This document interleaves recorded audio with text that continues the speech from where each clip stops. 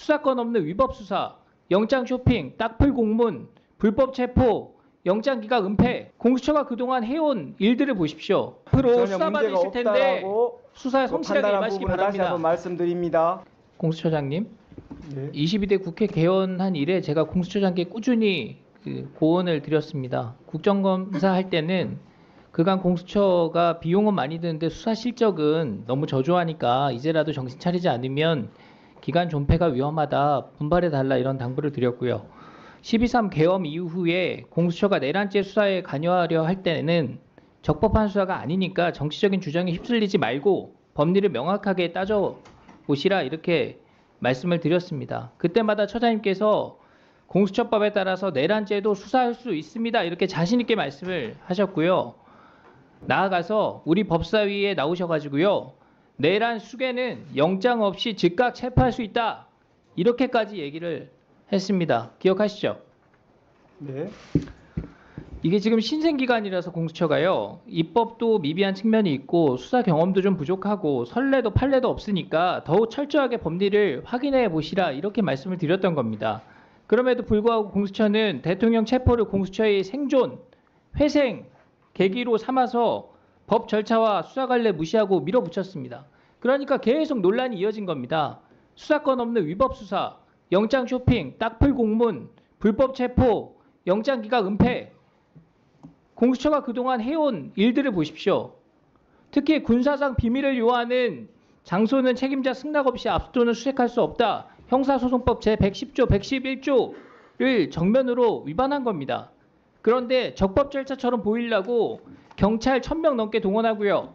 55 경비단장 겁박해가지고 딱풀 공문 만들고 경호처 간부들 구속하려고 시도를 하고 있는 겁니다. 상대가 법적인 처벌을 받으면 나는 정당한 것처럼 보일 수 있으니까 그렇게 연출하려고 한다는 의심을 할 수밖에 없습니다. 그렇지만 이런 후행적인 조치로 이미 벌어진 논란을 주워 담을 수도 없고 그런 위법성이 치유될 수도 없다고 봅니다. 이쯤 되면 공수처장께서 사퇴하는 것이 맞다고 보는데 어떻게 생각하십니까?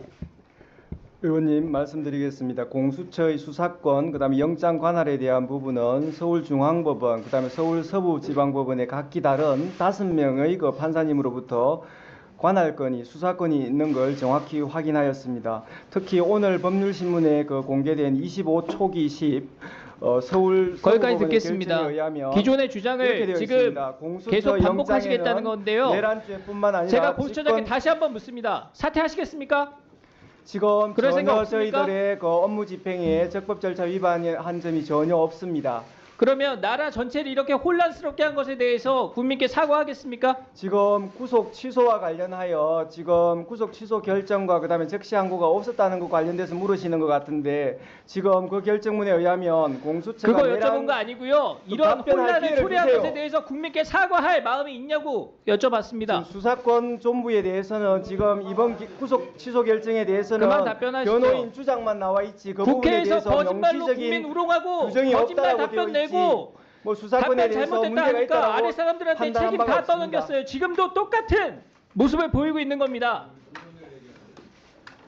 수사권 존부에 대해서 각기 그 5명의 판사님이 그 체포영장, 구속영장 발부를 통해서 저장님 앞으로 수사 문제가 받으실 텐데 수사에 성실하게 임하시기 바랍니다. 다시 한번 말씀드립니다.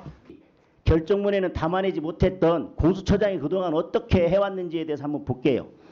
제즘에 관할권에 대해서 뭐라고 했냐면 그것도 있지만은 원래 형사소송법에 의한 재판관할권, 피의자의 소재지 그 다음에 주소지 등에 대한 관할권도 그대로 가지고 있습니다. 그런 부분은 원칙과 예외 관계를 해석하는 것이 아니라 중앙법원에도 창설적인 관할권이 있지만은 원래 형사소송법에 의한 관할권도 그대로 존치되고 있다는 해석을 합니다. 라고 하더니 영장 쇼핑이 문제가 되니까 뭐라고 했냐면요. 31조 본문에 의해 관할권이 생기지 않고 형사소송법에 따라 토지 관할권에만 의합니다. 중앙지방법원에 관할권이 있었던 것 그리고 12월 30일 대통령 체포영장을 청구할 당시에는 서부지법 외에는 관할이 없었습니다라고 갑자기 답변을 바꿔요. 그런데 12월 9일 밤 법사위에 나와서 제가 정확하게 영장이 기각된 사실을 알렸습니다. 그랬는데 그때 중앙지방법원에 청구했다가 대통령에 대한 영장이 기각됐다는 내용은 전혀 없어요. 오히려 그날 법원행정처장은 뭐라고 하셨냐면 이것이 수사에 그치는 게 아니라 전국적으로는 공소제기 절차의 적법성이나 또 증거 능력의 문제로까지 이어지기 때문에 저희 사법부로서도 아주 중요한 문제로 생각을 하고 있습니다라고 이미 이 부분에 대한 경고를 했습니다. 그리고 제가 관할에서 계속 문제를 삼았더니 특위에서 뭐라고 했냐면요. 눈을 동그랗게 뜨고 저한테 반문했습니다.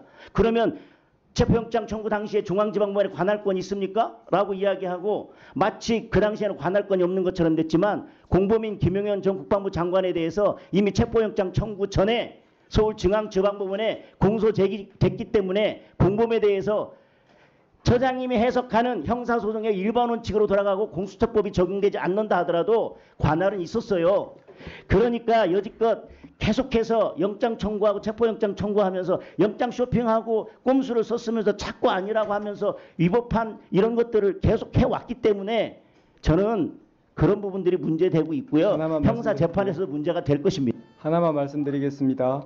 지금 김용현 피고인 같은 경우에 구금 장소가 서울 동부지방 관할인 동부구치소였습니다. 그래서 그가 지금 체포되었다고 해서 관할이 자동적으로 생긴다는 것은 그런 부분에 대해서 잘못 알고 하는 말씀이시고 지금 네 지금 수사 어쨌든 지금 의원님께서 말씀하시는 지금 관할에 대해서는 예, 그러면은 다음번에는 저한테 그 묻지 않으시는 게 좋겠습니다. 예. 잠깐만요. 저 공소장님 1분간 답변 못한 거 하세요. 네, 지금 저희들이 관할이나 수사권에 대해서는 서부지방법원 2025 초기 10결정에 우리 저희들 관련 사건에 대해서 수사권을 가지고 있다는 거하고 서부법원에 저희들이 관할이 있다는 거에 대해서 법원의 판사님께서 명시적으로 결정문에서 이렇게 하셨습니다.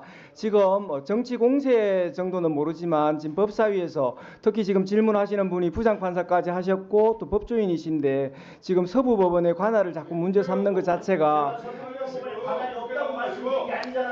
자 잠깐만요. 그런 부분에 일단 대해서 들어봅시다. 법원이 명시적으로 그 관할에 대해서 결정을 하셨다는 말씀을 다시 한번 드립니다. 자 공수처장 보고 이 정도 법치식 가지고 공수처장 하는 건 시국이 아니에요.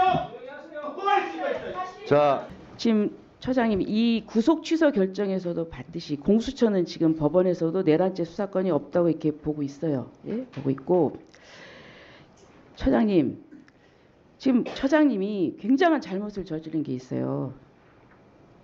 뭐 관할이고 뭐고 간에 지금 국회에 지금 거짓말을 하셨어요.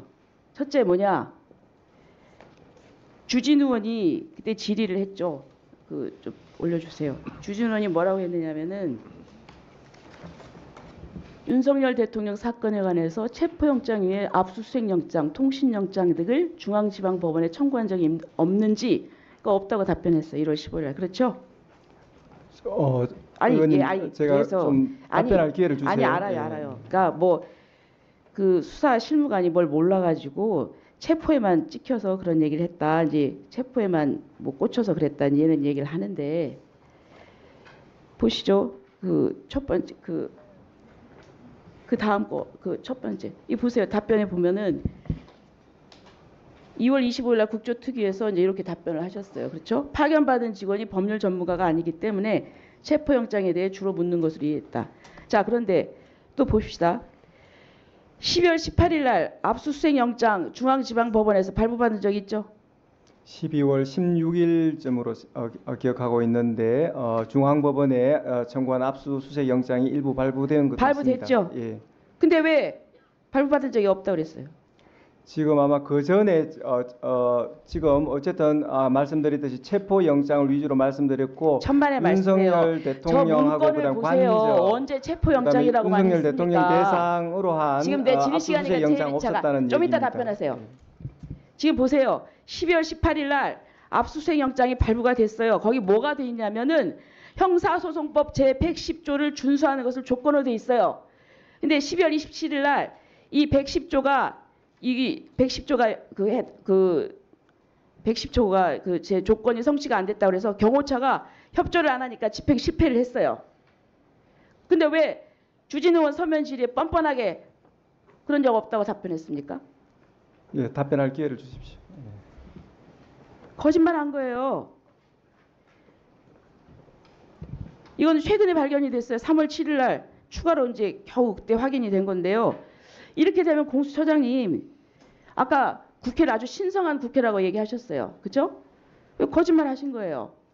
그럼 국회를 모독한 겁니다. 저 파견 직원이 그리고 그 여러 아까 가지 지금 그 파견 용어 직원은 선택에 처음 있어서 문제고- 좀 명확하지 좀 계세요. 않아가지고 그 불명확하게 처리된 제가 좀 부분을 이따 제가 답변 시간을 드릴 말씀드렸습니다. 테니까 예. 가만히 계세요. 이 국회를 모독한 거예요. 국회한테 거짓말한 거는 국민을 기만한 거예요. 그리고 또 보겠습니다. 이거 법원을 속인 거 아닙니까? 서부법원 갈 때 중앙법원에 이미 청구한 사실 얘기했습니까? 저희들 그 기록에 신청 영장 신청한 기록에 그 중앙법원에 영장 청구했던 사실 전부 다 들어 있었고 그런 부분 뭐 빼거나 한 그런 부분 전혀 없습니다.